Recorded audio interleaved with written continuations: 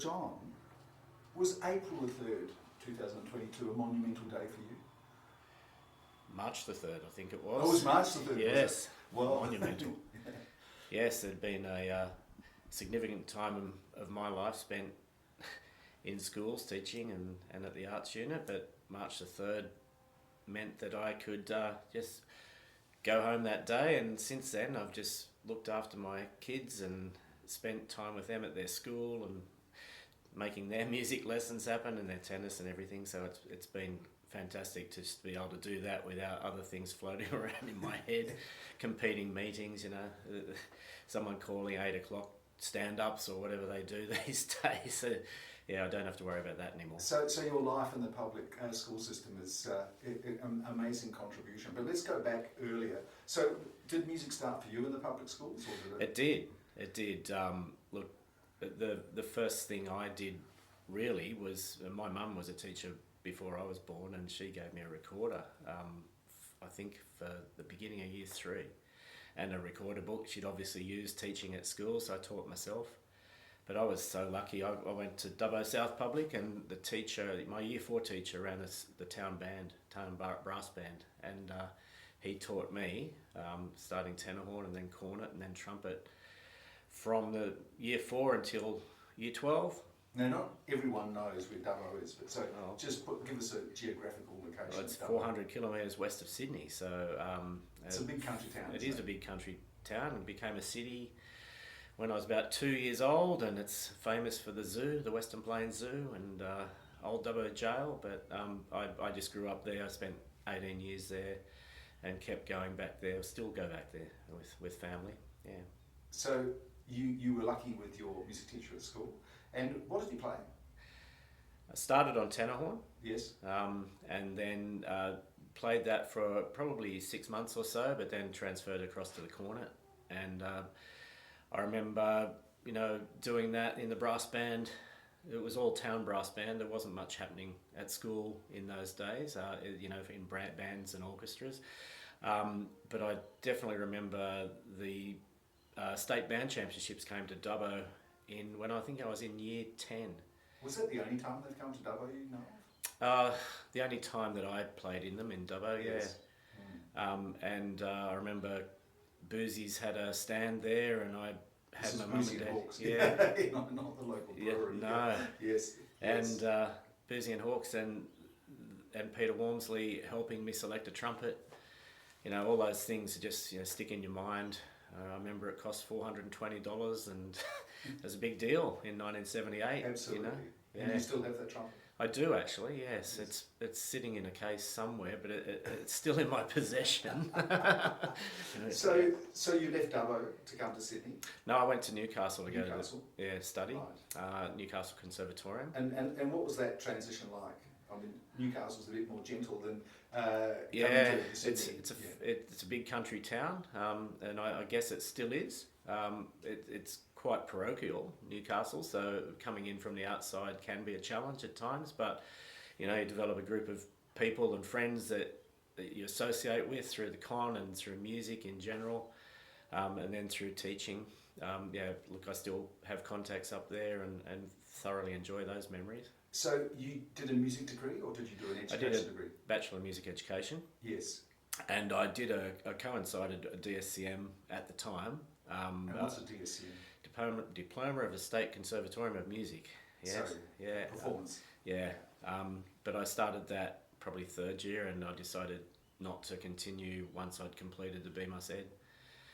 But in those days, it was about 80 to 100 full-time students at that conservatorium, and so as a brass player you just did everything.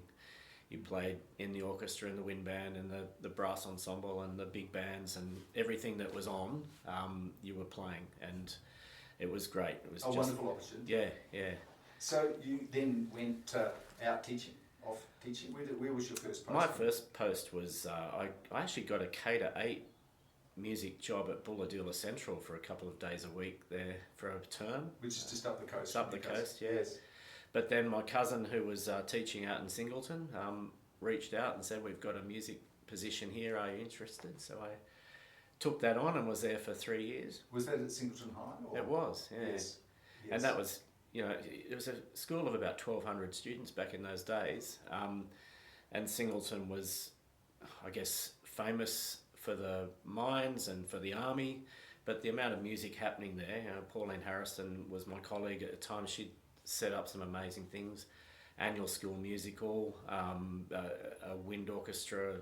I set up big bands and stuff, and we worked on that together. But for a country school, it was amazing. And many of those students, either went down to Newcastle and studied at the conservatorium, or down here after that.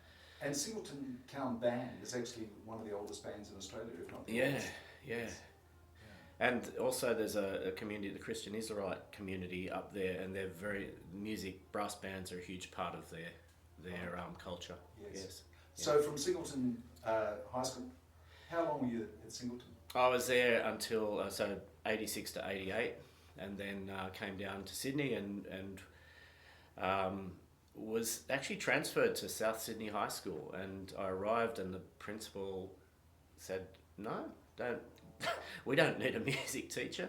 That they'd apparently actually got rid of a music teacher at the end of the year before, so the numbers were skewed somehow in at department headquarters. So Graham Russell, who was the inspector of music at the time, found me a renovator's dream, I guess you'd call it, at James Cook Boys High School, which was an interesting introduction to Sydney and teaching in a totally different environment. So explain, I don't know that expression. Oh, well, it needs fixing. Right, yes. And it was a very interesting place. There's two schools down there. In fact, funnily enough, I've taught at both of them now. It's James Cook Boys and Moorfield Girls High. But it certainly doesn't have that Western tonal tradition culture that I grew up with, and Singleton certainly had, and we tended to learn at the conservatorium. And a multicultural group of boys. So I really had to reconsider how I approached teaching and what I could offer. Was there a time when you first arrived when you thought, this is just too hard, or did you? I have to say, Sydney Morning Herald's job advertisements, that was essential reading there for a while.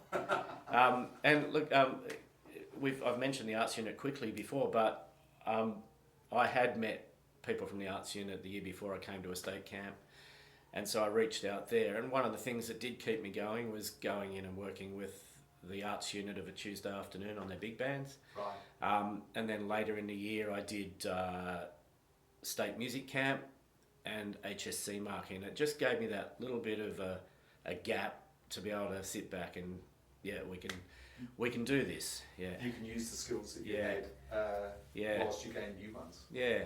And how did you go about sort of forming those links with a very different group of students? The hardest thing was, even if you're thinking of, I come from rock music. That is rock music, but to those boys, there's all these different genres entwined in rock music, and some of them I'd never heard of, considered, or so trying to approach it through that and giving them the opportunity to do their own performance, the electric guitars. And was there an event that suddenly sort of you felt, I can do this? It was about some of the, I guess it felt like make it to next term, and that was an achievement, and the boys viewed you differently. Make it to next year, and they viewed you differently again because you become part of the furniture. And if you're giving them the opportunity to be able to express themselves in the way that they knew and liked, that really did change, I guess, the attitude that they had to me and the way I interacted with them. And Bobby Dimitrievsky, I think you taught, didn't you? Yes. Well, Bobby was one of my students at James Cook, and from the Northern Macedonian background, a clarinetist of high dexterity, I'd have to say. Extraordinary. Yeah.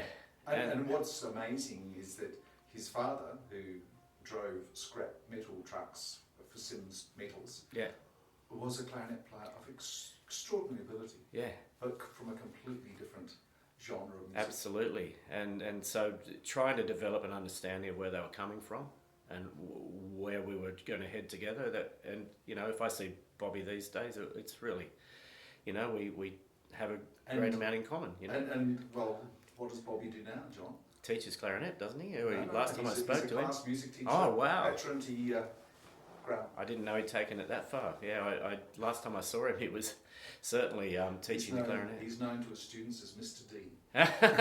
So, one of your success stories from that time? Well, he was a standout, but I know that music was in his, doing his HSC. That was the thing that really pulled him through. Yes, yeah. So, yeah, it was an incredible time. There's many positive memories that you take from that. I mean, when you're in the middle of those types of situations, you sometimes concentrate on the negative much more than you should. But when you can just stand outside and look back, there was a huge amount of positives there. And how long did you stay there for? I was there 3 years, and I was going to say before, there was a industrial arts teacher, Keith Allen, and he was a cornet player.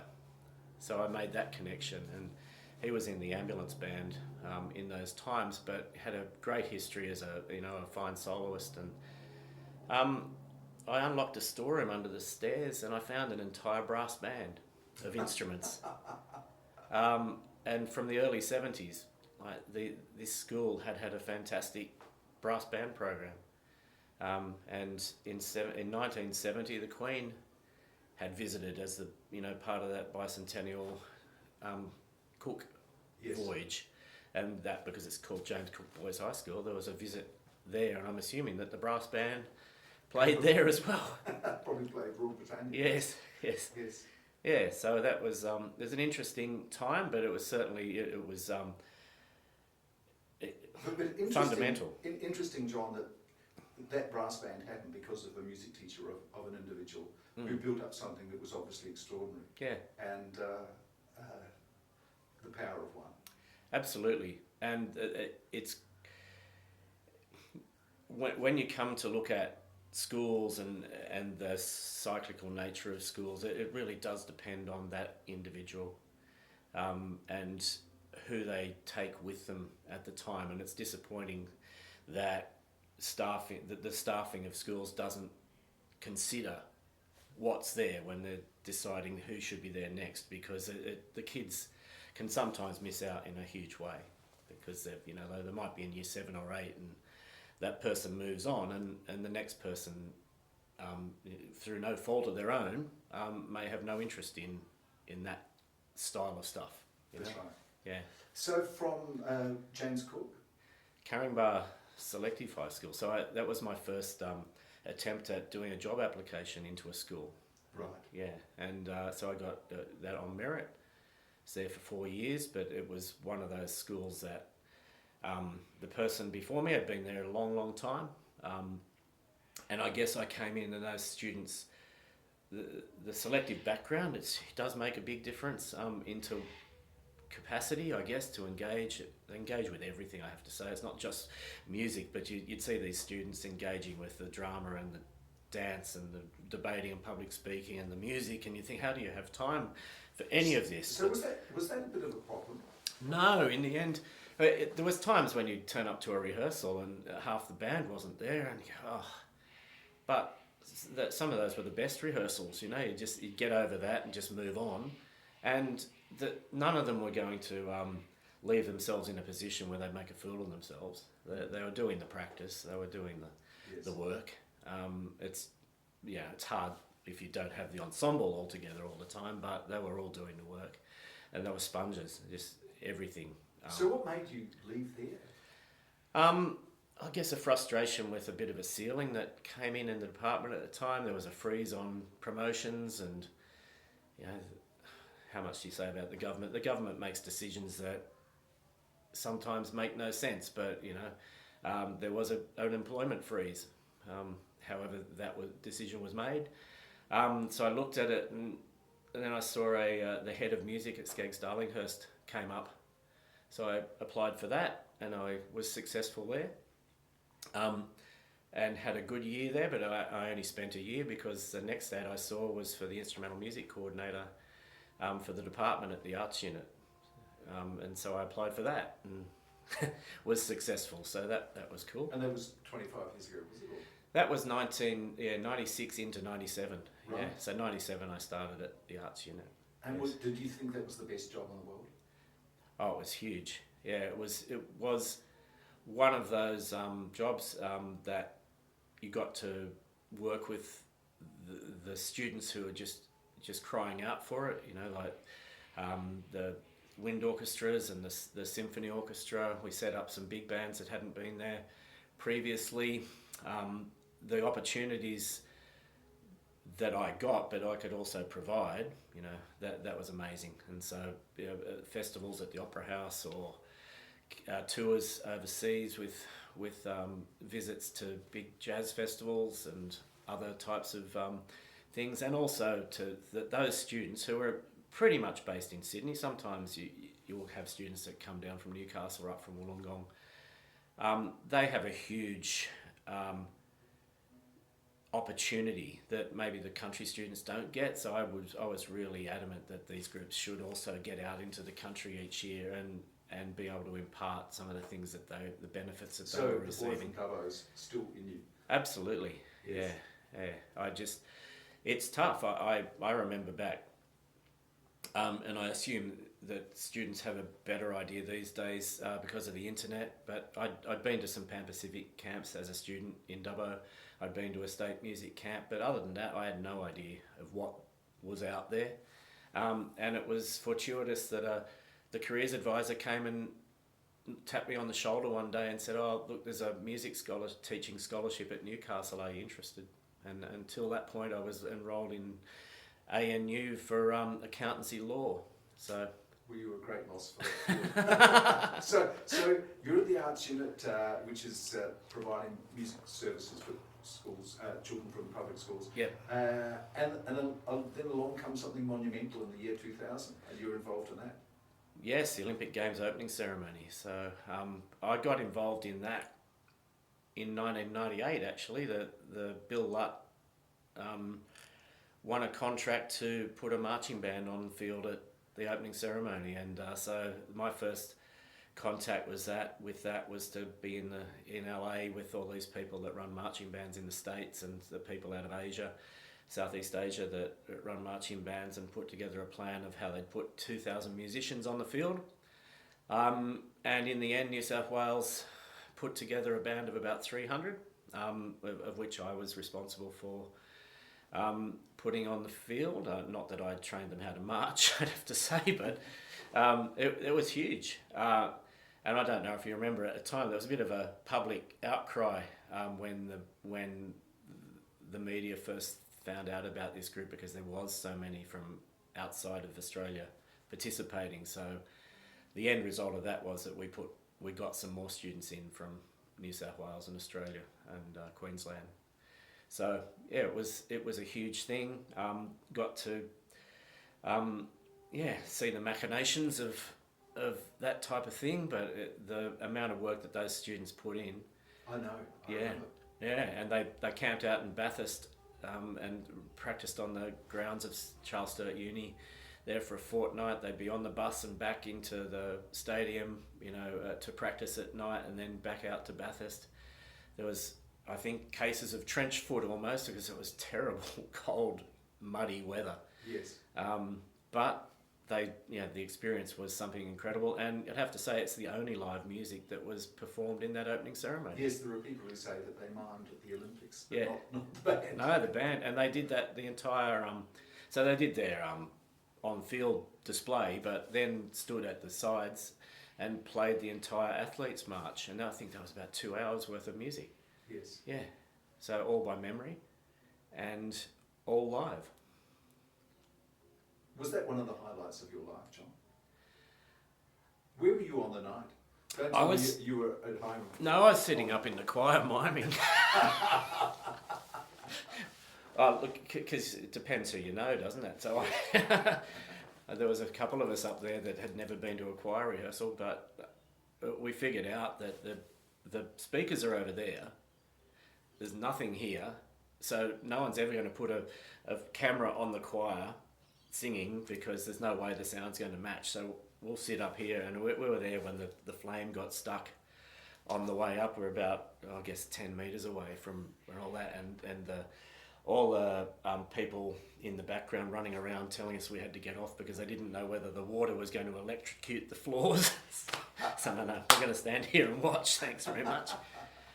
So that was an experience, but Yes. yeah, it was a huge thrill to Yes. see that, and those kids, they did a great job, and I know for them in particular it's a memory that They will never forget. No, yeah. And I think that you probably have created lots of memories, maybe not quite as monumental as that for people, whether it be the tours to America, to the Monterey Jazz Festival, or regional tours that are going to stick with them forever, which is a fabulous thing to do. Yeah, well, look, the amount of people, if you tell them that you run the state music camps or you do these concerts, the amount of people that recall on the spot, I was in the back row of the recorders in 1985 or something, or the state music camps, those friendships that continue on till this day. And I only went to one state music camp as a child, and that was when I was in year 8, but the memories of people like Brian McGuinness and other staff who were there, they're there, I can still remember some of the things that they taught us, and that's a really great thing. Yes. So you've now retired, but you're at the Conservatorium working on outreach programs here, again trying to form links with those country kids. And you're busy with your children's music lessons. Yeah. Do you have any big plans? No, when I pulled the plug with the department, I just took a break, and said that it wasn't retirement; it simply was a break. So I talked, with Anna Reid last year about the types of things where my ideas were, and she took me up on some of them, and I guess my plans are to really make what this institution can offer something that's valuable outside the building and beyond the boundaries of the metropolitan area, and to just re-establish those pathways that students had, and post-COVID it's just particularly important. A music career isn't in everyone's future, but music needs to be, because of the value that it brings them in their lives, their well-being, and what they can engage with around them. So that's where I'm coming from. John, thanks for your huge contribution to music over the years. Thanks, Mark.